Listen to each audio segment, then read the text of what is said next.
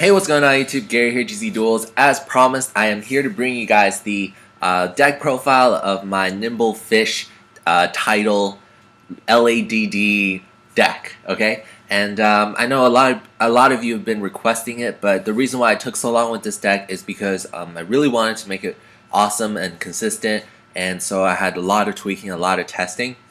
So you guys will see. So first I'll give you guys the deck list and I'll talk about some card choices and I'll talk about why it took so long.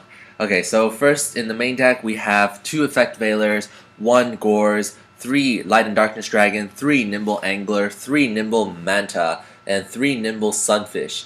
And then for the frogs we have 2 Poison Draw Frog, 2 Ronin Totem, the 3 Swap Frog, and we have the Sea Lancer and the Treeborn Frog.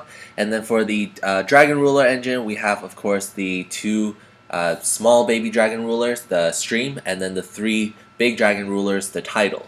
And then we have 2 Vanity's Ruler, the card that I really like to play in this deck.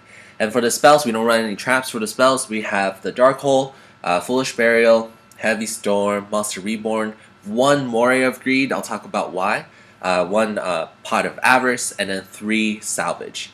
For the side deck, we have Drone Lockbird, 2 Jinzo. Jinzo's awesome. 2 Max C, 3 Mystical Space Typhoon, 2 Deck Devastation Virus, and 3 Eradicator Epidemic Virus. For the extra deck, we have 1 Ancient Secret Wyvern, we have Colossal Fighter, Crimson Blader, Red Dragon Archfiend, Scrap Dragon, Stardust Radiance Dragon, 2 Daigosto Phoenix, 2 Gachi Gachi, 1 Dragosack, 1 Abyssgaios, 1 Big Eye, and 1 Dark Mist. Okay, so let me talk about some of the card choices that I decided to play.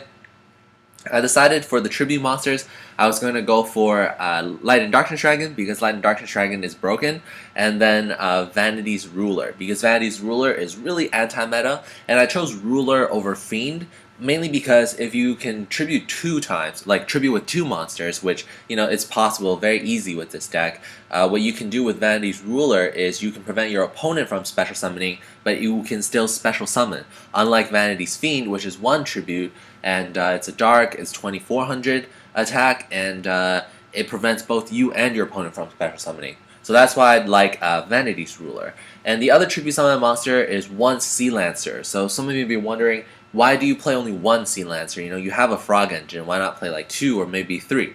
The reason why I decided to play 1 Sea Lancer is it's kind of like my Pot of Avarice for the frogs.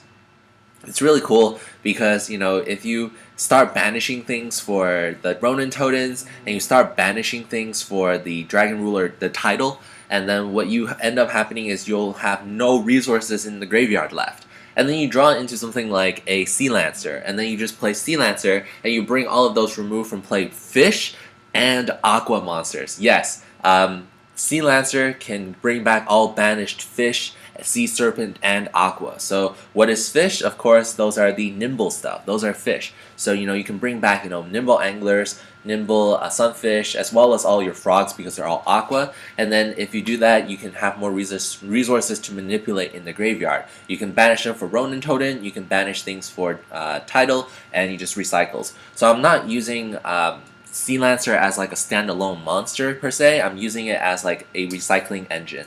Okay, so the 1 Gores, I decided to play Gores because sometimes when you're recovering from when your opponent destroys Lad, you want some sort of a backup play, and most of the time you'll have a backup play, maybe like a Swap Frog from the graveyard special summon, and then send 1 frog monster from the deck to the graveyard, whatever, right?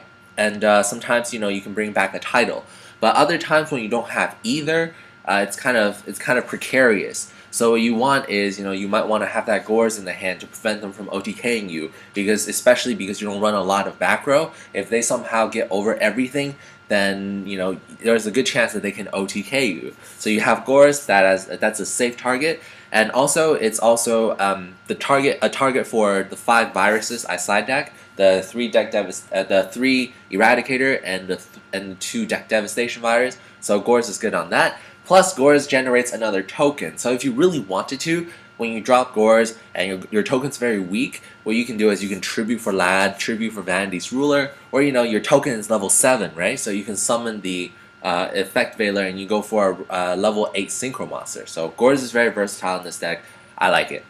Okay, the other weird thing I want to talk about is one Moray of Greed. So what I ended up started to do was I began this deck with like 3 Salvage and 3 Morays of Greed. That didn't work because I kept drawing into spell cards instead of monsters.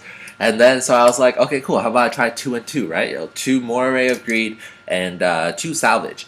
And then I found myself like not wanting to use Moray of Greed because my hand is already pretty good. So the only thing I want to moray back into the deck are the Nimble monsters, the Nimble Sunfish and the Nimble Manta, because I don't want them in my hand. I want them to be special summoned out from the deck. But at the same time, drawing into all of those is actually really rare. The chances of you drawing into like Tidal or drawing into the Nimble Angler is greater than that. And even if you draw into the Nimble Sunfish, you can set the Nimble Sunfish. And when the Nimble Sunfish gets destroyed by battle, you can still summon out all of your Nimble monsters and go derp off, right? So I didn't feel like Moray of Greed was really that necessary anymore. But at the same time, I do run Salvage. So there are times where I can just go Salvage, bring back 2 things from the graveyard, and then Moray of Greed. But I thought about that. Salvage is much better if I use with Swap Frog and if I use with Nimble Angler, or if I use that.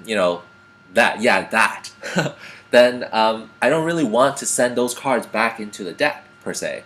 And I have enough recycling as is. I have a Pot of Avarice. So I decided, I'm just going to keep Moray of Greed at 1, just in case, sometimes I draw into those bad hands. It's a tech card for me to maneuver. And okay, the 3 Salvage, I decided to run 3 Salvage because Salvage is really broken. If you open up with like Swap Frog, some water monsters, and Salvage, you can dump like 10 cards from the main deck into the graveyard. Those are 10 frogs that you don't have to draw, and 10 frogs that you can manipulate in the graveyard, whether it's for Ronin Totem or for Tidal, and it's just really good. It shrinks your deck to make the rest of your deck that much more consistent, makes your chances of drawing into Light and Darkness Dragon, Vanity's Ruler, Sea Lancer, even more likely. So I need this at 3. It's never dead. When I get it, I use it, and I can bring back all of these resources, and it's pretty awesome. Okay, and so the side deck is kind of straightforward.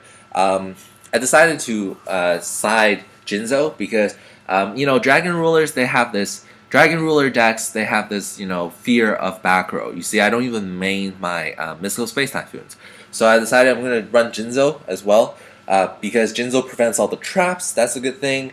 Second of all, Jinzo is 2,400 attack, so with a Gotchi, it will be a target for 2 viruses, Eradicator and Deck Devi, but on its own, it's a target for Deck Devi already, and yeah, that's why I like Jinzo. Jinzo is just pretty busted.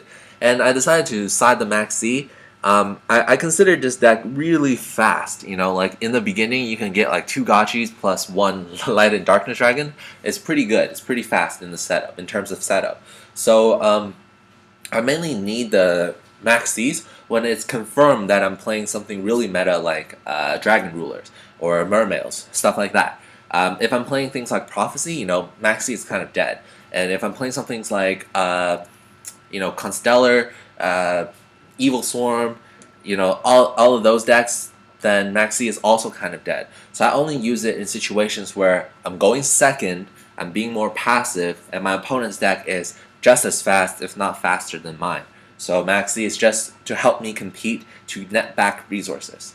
Okay, onto the extra deck. The extra deck, it's pretty straightforward as well. I run the Ancient Secret Wyvern because if you have a chance to go for a level 7 Synchro, then Ancient Secret Wyvern is why not. If you have the 2 tokens from the Draco Sack, and then you have the Veiler, then you can have Draco Sack plus Ancient Secret Wyvern. It's just a broken play. Colossal Fighter because it can get rid of Crimson Blader, and it can also come back and attack once more. On top of that, it's a dark target, 2,800 attack for 2 viruses.